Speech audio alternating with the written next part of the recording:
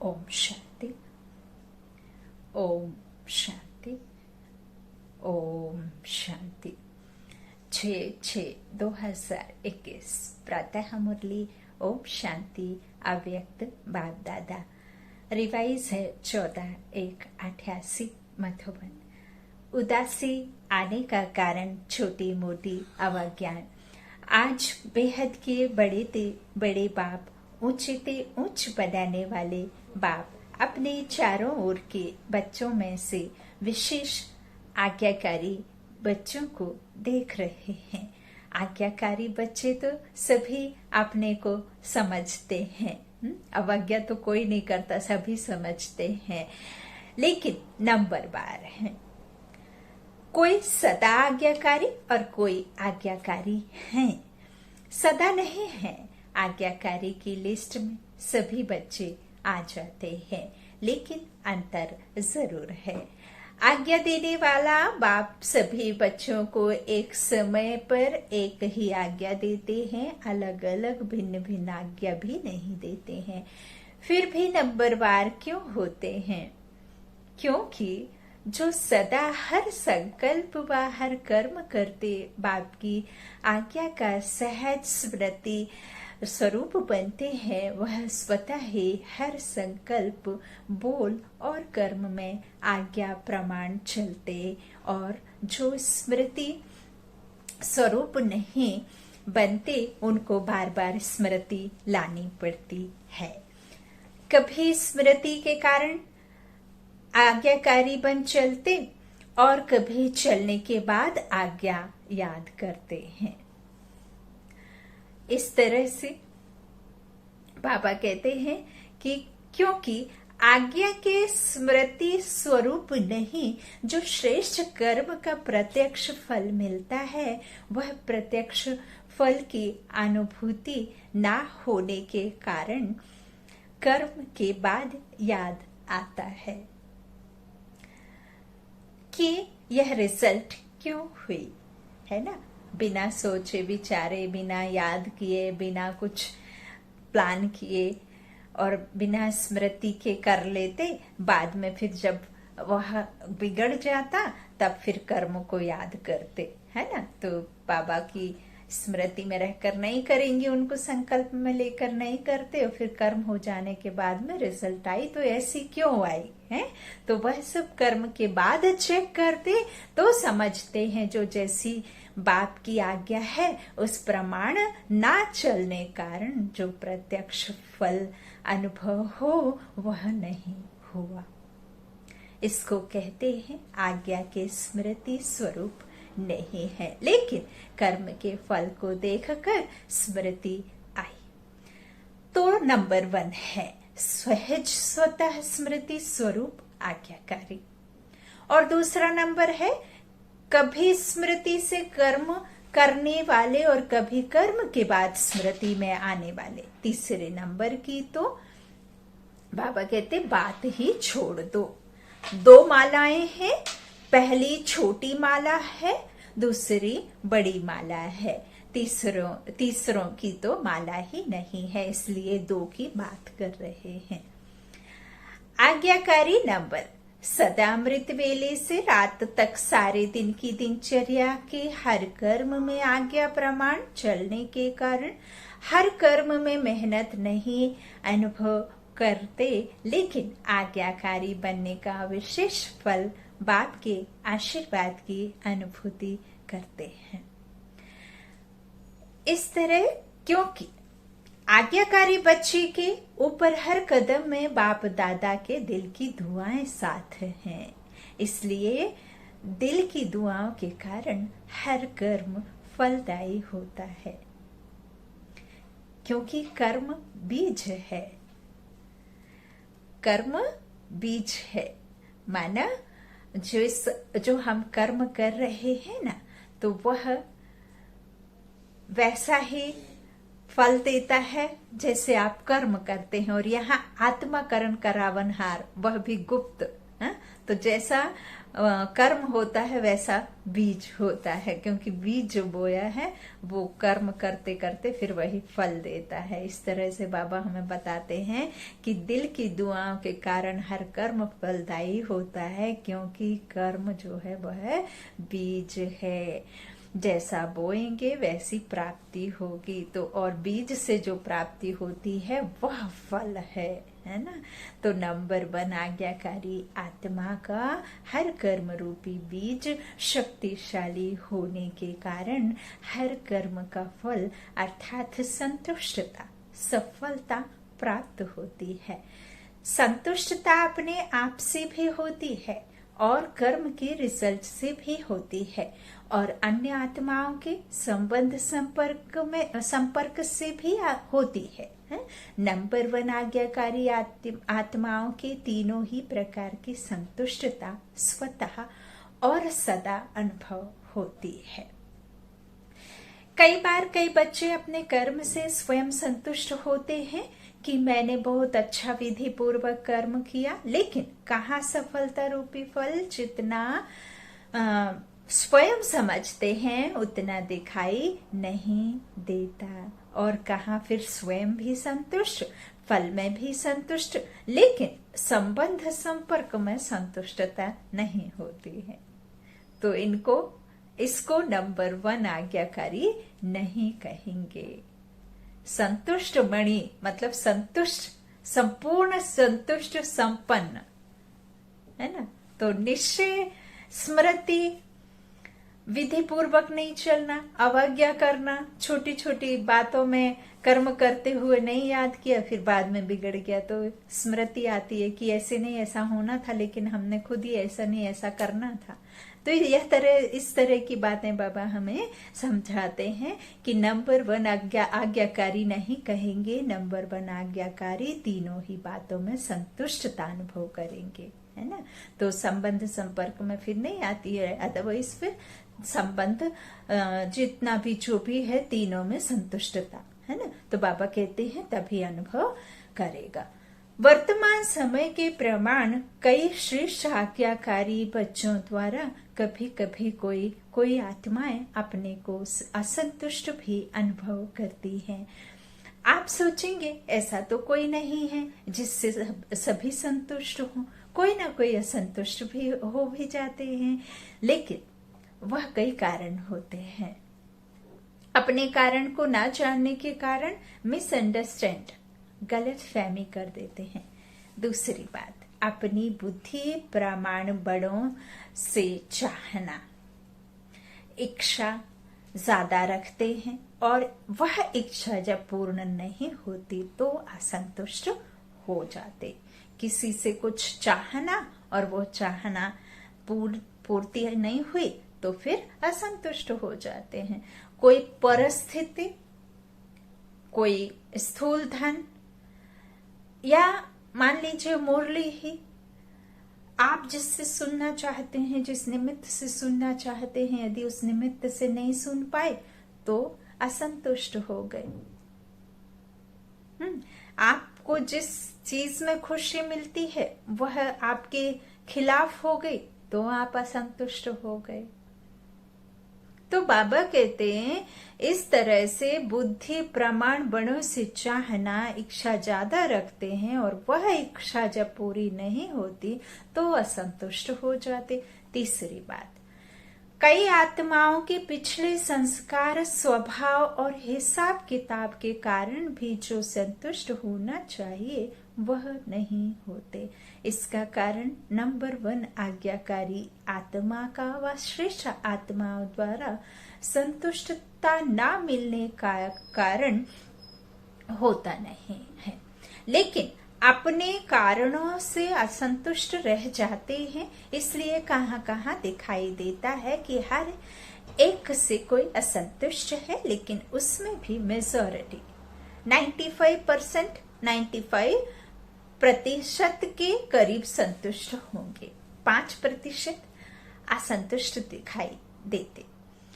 तो नंबर 1 आज्ञाकारी बच्चे मेजॉरिटी तीनों ही रूप से संतुष्ट अनुभव करेंगे और सदा आज्ञा प्रमाण श्रेष्ठ कर्म होने के कारण हर कर्म करने के बाद संतुष्ट होने कारण कर्म बार बार बुद्धि को, मन को विचलित नहीं करेगा कि ठीक किया व नहीं किया।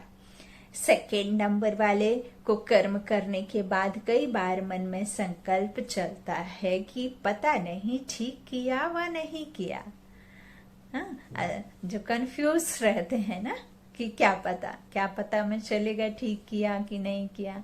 तो बाबा कहते जिसको आप लोग अपनी भाषा में कहते हो मन खाता है कि ठीक नहीं किया, नंबर 1 आज्ञाकारी आत्मा का कभी मन नहीं खाता।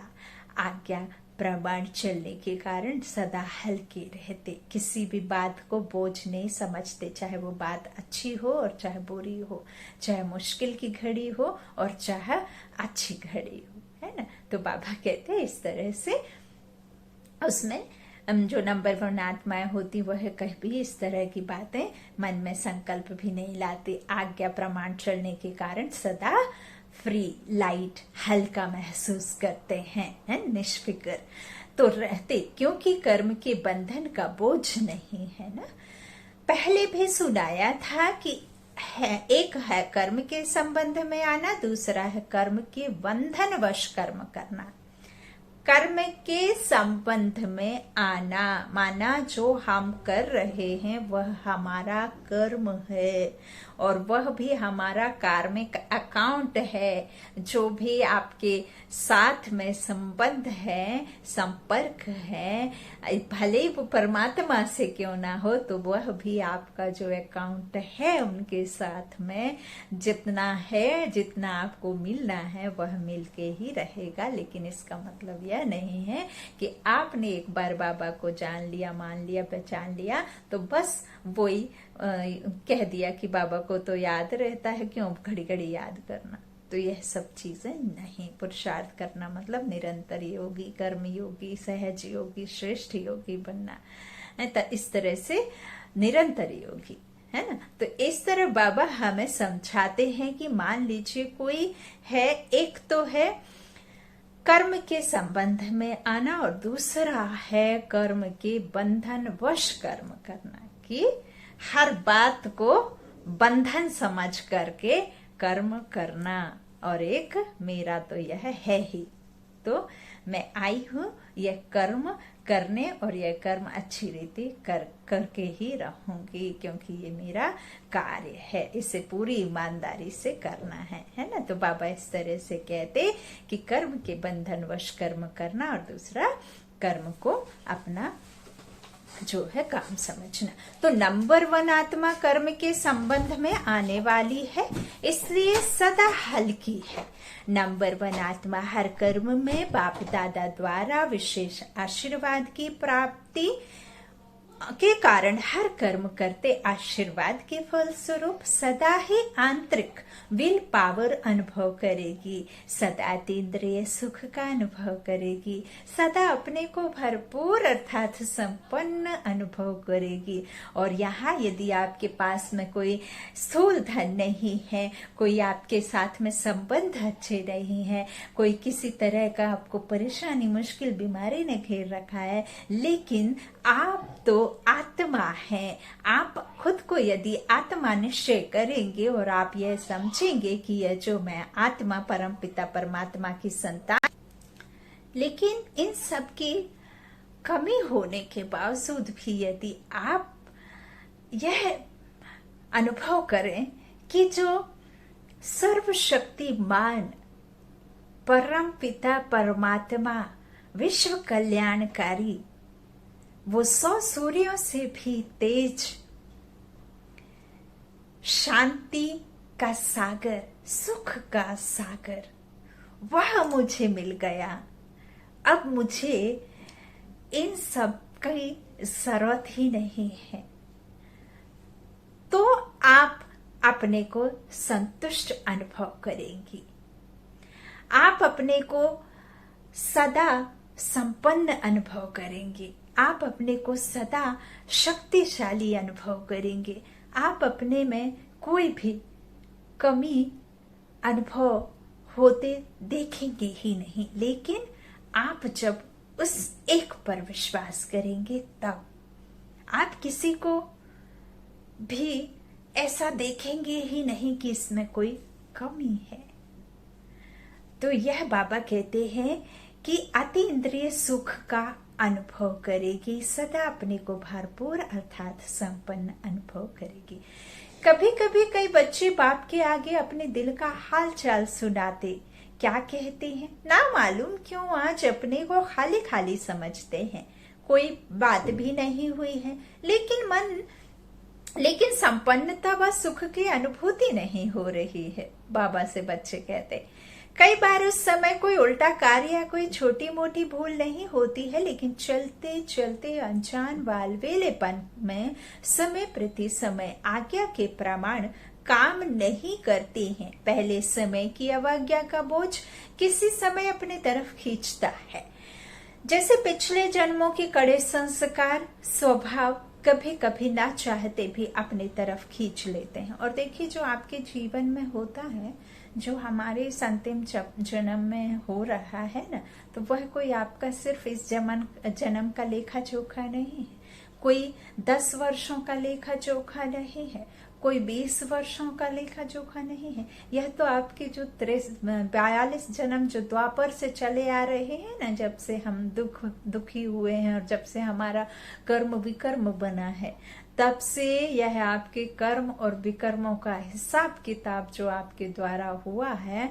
उस हिसाब किताब का आपको चुकता करना है। तो ऐसा जरूरी नहीं है कि आपका सिर्फ इस जन्म का जो आपने नहीं किया या किया उसका ही आपको भुगतना पड़ रहा है। नहीं, यह कई वर्षों का, 100 वर्ष 200 वर्ष हो सकते हैं। तो यह कई वर्षों का आपके साथ में कर्मों का विकर्मों का हिसाब है ना। तो इस तरह से वह है पिछला हिसाब किताब। बाबा कहते जो अपने तरफ खींच लेता, यह है, बाबा कहते हैं यह है वर्तमान जीवन का हिसाब, क्योंकि कोई भी हिसाब चाहे इस जन्म का हो चाहे पिछले जन्म का, लग्न की अग्नि स्वरूप स्थिति के बिना भस्म नहीं होता। अग्नि स्वरूप लगन किससे? परमात्मा से, बुद्धि की लगन, है ना। और अग्नि स्वरूप अर्थात वह है 100 सूर्यों से भी तेज, लेकिन वो तेज आपको जलाने के लिए, आपके शरीर को क्षति पहुंचाने के लिए या किसी दूसरे मनुष्य आत्मा के काया को जो है क्षति पहुंचाने के लिए नहीं है, बल्कि आपके आत्मा में जो विकार है, जो आपके आत्मा में अवगुण है, जो आपके आत्मा में कमी कमजोरी, जो पुराने कड़े संस्कार हैं, उनको इस अग्नि स्वरूप जो योग अग्नि है उससे आपके बिना किसी स्थिति के, मतलब यह लग्न की अग्नि स्वरूप स्थिति के बिना भस्म नहीं होता। तो यह अग्नि योग अग्नि उससे इन सब चीजों को, इन सब संस्कारों को खत्म करती है। सदा अग्नि स्वरूप स्थिति अर्थात शक्तिशाली याद की स्थिति, बीज रूप लाइट हाउस स्थिति सदा ना होने के कारण हिसाब किताब को भस्म नहीं कर सकते हैं। तो क्या है? बीज रूप कौन है? परमात्मा के साथ कंबाइंड रहना। लाइट हाउस, मैं आत्मा, लाइट है ना, लाइट हाउस। माइट हाउस मतलब मैं इस अपनी दोनों स्थिति, एक तो कंबाइंड परमात्मा के साथ स्थिति बीज रूप स्थिति, दूसरा लाइट स्थिति अर्थात आपका जो लाइट हाउस है वो आत्मा, आपका जो स्वरूप है, निज गुण आपका जो आत्मा है उस स्वरूप में, और माइट हाउस अर्थात जो आपके कंबाइंड और आपकी जो लाइट निकल रही है शक्तिशाली, वो पूरे में फैलते रहना सदा। तो यह है बीज रूप लाइट हाउस माइट हाउस स्थिति सदा ना होने के कारण हिसाब किताब को भस्म नहीं कर सकते हैं, इसलिए रहा हुआ हिसाब अपने तरफ खींचता है। समझ गए?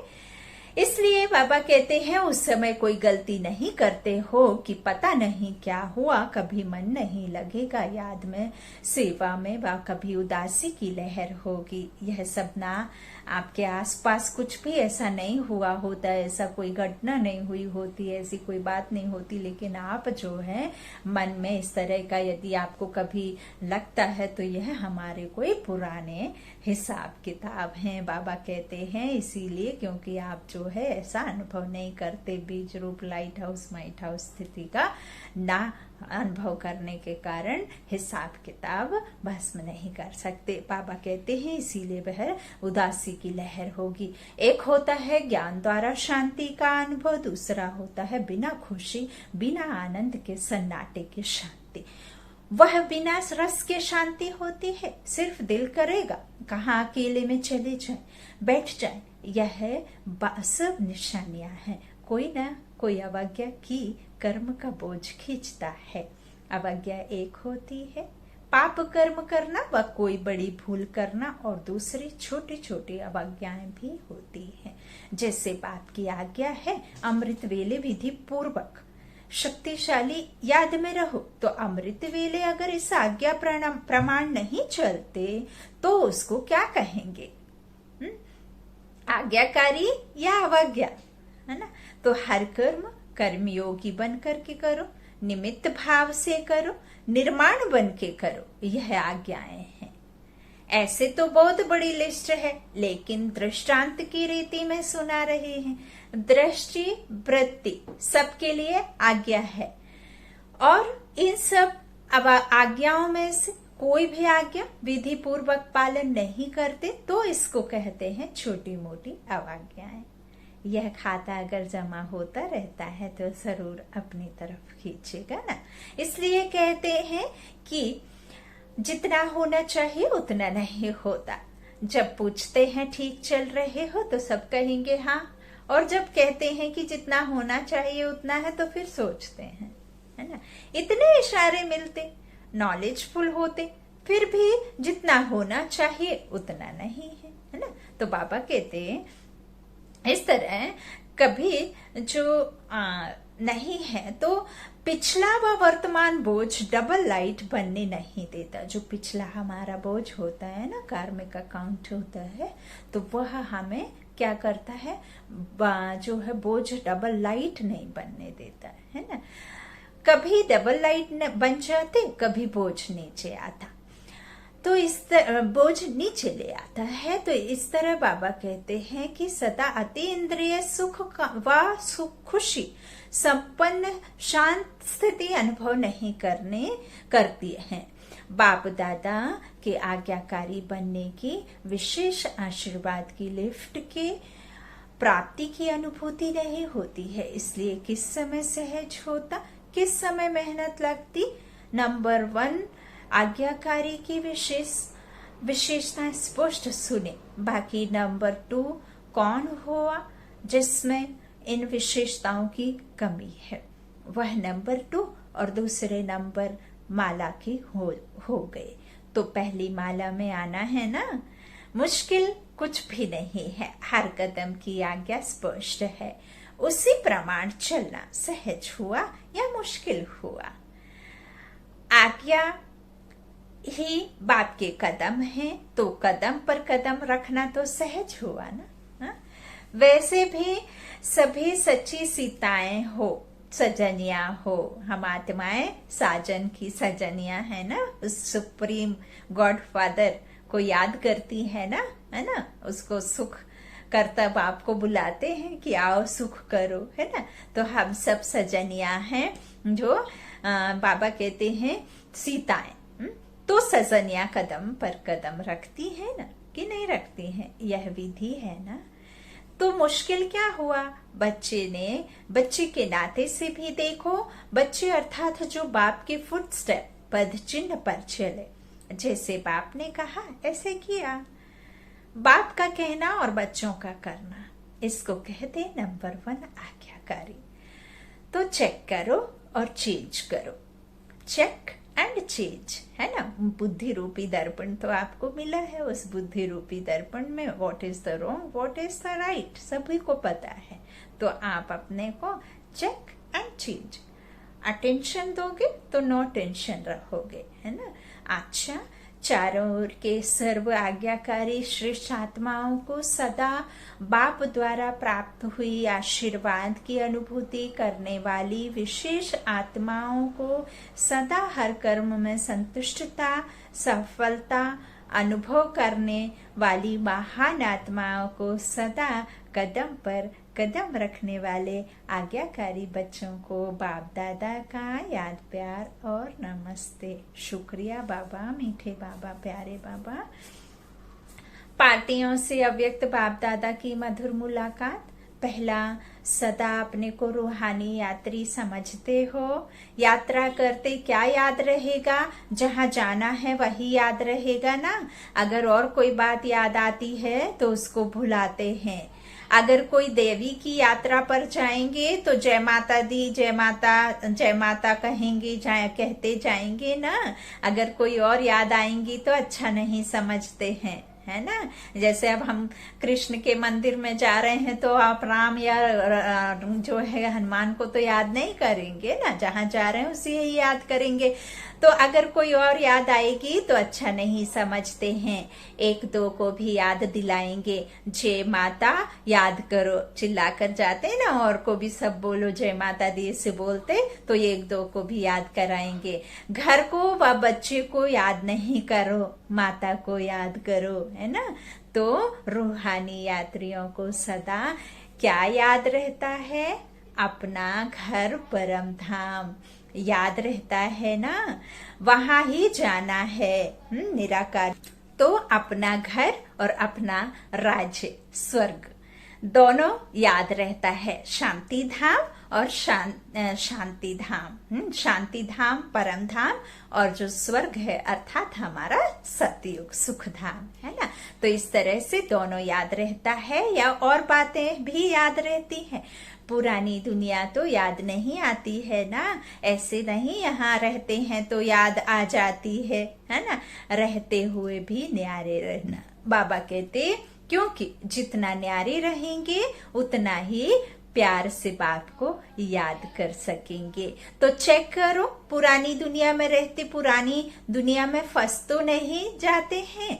कमल पुष्प कीचड़ में रहता है लेकिन कीचड़ से न्यारा रहता है, उसके ऊपर एक भी कीचड़ का दाग नहीं रहता है, फिसल जाता है मोती के समान, है ना। तो इस तरह बाबा कहते कि वह न्यारा रहता है कीचड़ से। तो सेवा के लिए रहना पड़ता है, मोह के कारण नहीं, है ना। सेवा के लिए रहना पड़ता है ना। जैसे अब हमको इस संसार में कौन सा आपको किस पार्ट में हिस्सा मिला, कौन सी एक्टिंग करने मिला, कहाँ आपको मिला है पार्ट, है ना, ड्रामा में। तो जिस ड्रामा की सीन में आप आए हैं तो आप एक्ट करते हो, या फिर ऐसा समझते, बाबा कहते कि जिस तरह से मैं फंस गया हूं इस तरह से, है ना। तो बाबा कहते हैं कि तो सेवा के लिए रहना पड़ता है, या मोह के कारण तो नहीं। बाबा कहते तो माताओं को मोह तो नहीं है। अगर थोड़ा धोत्रे पोथरे को कुछ हो जाए फिर मोह होगा, है ना। अगर वह थोड़ा रोए तो आपका मन भी थोड़ा रोएगा, होता है। तो क्योंकि जहां मोह होता है तो दूसरे का दुख भी अपना दुख लगता है। ऐसे नहीं उसको बुखार हो तो आपको भी मन का बुखार हो जाए, ऐसे नहीं होता, दुख होता है ना। तो पापा कहते मोह खींचता है ना। पेपर तो आते हैं ना, है, कभी पौतरा बीमार होगा, कभी धोतरा। बाबा कहते हैं कभी धन की समस्या आएगी, कभी अपनी बीमारी की समस्या आएगी, तो कभी अपनी बीमारी की। बाबा कहते हैं यह तो होगा ही, लेकिन सदा न्यारी रहें, मोह में ना आए। इस तरह से ऐसे निर्मोही हो। माताओं को होता है संबंध से मोह, और पांडवों को होता है पैसे से मोह, है ना। माताएं गृहस्थ में रह करके कार्य करती हैं तो वह जो है अपने संबंधों से मोह रखती हैं, और भाइयों को होता है पैसे से मोह, क्योंकि वो शरीर निर्वाह के लिए ना। तो पांडवों को पैसे से मोह, पैसा कमाने में याद भी भूल जाएगी। बाबा कहते शरीर निर्वाह करने के लिए निमित्त काम करना दूसरी बात है, लेकिन ऐसे लगे रहना जो ना पढ़ाई याद आए और ना याद का अभ्यास हो, उसको कहेंगे मोह। तो मोह तो नहीं है ना। जितना नशो मोहा होंगे उतना ही स्मृति स्वरूप होंगे कुमारों से। कमाल करने वाले कुमार हो ना, क्या कमाल दिखाएंगे? सदा बाप को प्रत्यक्ष करने का उमंग तो रहता ही है, लेकिन उसकी विधि क्या है? आजकल तो यूथ के तरफ सबकी नजर है। आजकल बाबा कहते हैं रूहानी यूथ अपने मन से, शक्ति से, बोल से, चलन से ऐसे शांति की शक्ति अनुभव कराएं जो वह समझें कि यह शांति की शक्ति से जो है ढांति करने वाले हैं, है ना। बाबा कहते हैं जैसे जिस्मानी युद्ध के चलन और चेहरे से जोश दिखाई देता है। देखा होगा आपने कैसा चाल चलन होता है जो युद्ध होते हैं। तो बाबा कहते जैसे जिस्मानी युद्ध के चलन और चेहरे से जोश दिखाई देता है ना, तो देख करके ही पता चल जाता है कि यह युद्ध है। ऐसे आपके चेहरे और चलन से शांति की अनुभूति हो, इसको कहते हैं कमाल करना। बाबा कहते हैं हर एक की वृत्ति से वाइब्रेशन आए, जैसे उन्हों के चलन से, चेहरे से वाइब्रेशन आता है कि यह हिंसक वृत्ति वाले हैं, ऐसे आपके वाइब्रेशन से शांति की किरणें अनुभव हो। देखा आपने, आप बिना मुख से बोले यदि आप तकलीफ में हैं, गुस्से में हैं, कुछ प्रॉब्लम है, तो आपके फेस एक्सप्रेशन से आपके अंदर के भावों को दिखाने की जो है आपके उसमें एक्सप्रेशन में होती है पावर, कि आपके पावर को पता कर सकता है आप सचमुच खुश हैं या ऊपर से खुश हैं। आप क्रोध में हैं तो आपके फेस एक्सप्रेशन, आप चिंता में हैं तो आपके फेस एक्सप्रेशन दिखा देंगे कि आप चिंता में हैं। यदि आप किसी से गुस्से में हैं तो वो भी दिखा देगा ना। तो ये बाबा कहते हैं आपके चलन से, आपके चेहरे के वाइब्रेशन से, बिना कुछ कहे आपके फेस एक्सप्रेशन होती हैं ये सब चीजें, है ना। जैसे छोटी बच्चे को माँ डांटती है तो ज्यादातर मुख से कुछ नहीं बोलती है। अगर 4 लोग घर में बैठे रहेंगे तो वो मुख से ही एक्सप्रेशन दे करके ही उसको डांटेगी ना, मुख से नहीं कुछ कहेगी। तो यही बाबा कहते हैं यह हिंसक वृत्ति वाले हैं, ऐसे आपके वाइब्रेशन से शांति की किरणें अनुभव हो। ऐसी कमाल करके दिखाओ। कोई भी ढांति का कार्य करता है तो सबका टेंशन जाता है ना, ऐसे आप लोगों के ऊपर सबका टेंशन जाए। ऐसी विशाल सेवा करो, क्योंकि ज्ञान सुनने से अच्छा तो लगता है, लेकिन परिवर्तन अनुभव को देखकर अनुभवी बनते हैं। परिवर्तन अनुभव को देखकर, ना कि आपके ज्ञान को सुन करके होगा। परिवर्तन तो आपके स्वरूप और अनुभव से ही होगा, है ना। तभी तो आपके बातों को समझ सकेंगे ना जल्दी। तो बाबा कहते इस तरह से अनुभव को देखकर अनुभवी बनते हैं, और सहयोग आप देंगे तभी सामने वाले को आप असहयोगी को भी सहयोगी बना सकते हैं, है ना। यदि आप नहीं देंगे सहयोग तो वो आप सहयोगी नहीं बना सकते उसे। तो बाबा कहते हैं इस तरह से ऐसी कोई न्यारी बात करके दिखाओ। वाणी से तो माताएं भी सेवा करती हैं, निमित्त बहनें भी सेवा करती हैं, लेकिन आप नवीनता करके दिखाओ जो गवर्नमेंट का भी अटेंशन जाए, है ना। बाबा कहते जैसे सूर्य उदय होता है तो स्वतः ही अटेंशन जाता है ना, रोशनी आ रही है, ऐसे आपकी तरफ अटेंशन जाए, समझा, है ना। सूर्य ऐसा नहीं है कि सूर्य सुबह में आता है तो आप उससे रोशनी मांगते हैं कि मुझे भी दे दो, मुझे भी दे दो। वो तो जैसे ही निकलता है वैसे ही पूरे दुनिया में पता चल जाता है कि सुबह हो गई, है ना। इस तरह से बाबा हमें कहते हैं कि ऐसे ही आपकी रोशनी हो, जैसे कि अटेंशन जाता है ना तो रोशनी आ रही है, ऐसे आपकी तरफ अटेंशन स्वतः ही चला जाए, समझा। आज का वरदान बाबा ने दिया, थकी व तड़पती हुई आत्माओं को सिद्धि देने वाली खुदाए खिदमतगार भव।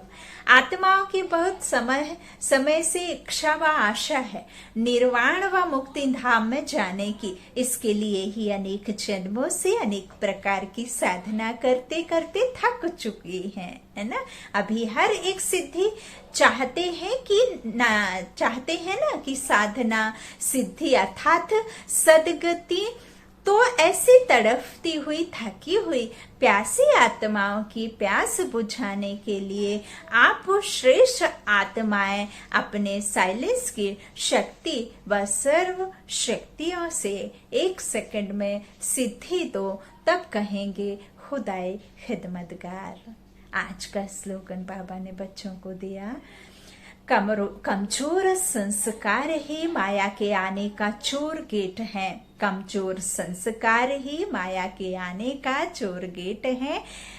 अब यह गेट बंद करो। आपके झोले में लीकेज होगी, आपके झोले में होल्स होंगे और आपको पता नहीं रहेगा। आप कितने भी उसमें हीरे डालेंगे तो वो नीचे से गिरते जाएंगे। ठीक इसी तरह से यदि आपकी कोई कमी कमजोरी है तो उसे जो है आप माया ना आए, उन गेटों को बंद करें, है ना। तो अब यह गेट बंद करो। बहुत प्यारा स्लोगन बाबा ने दिया। ओम शांति। शुक्रिया मीठे मीठे प्यारे प्यारे बाबा। ओम शांति।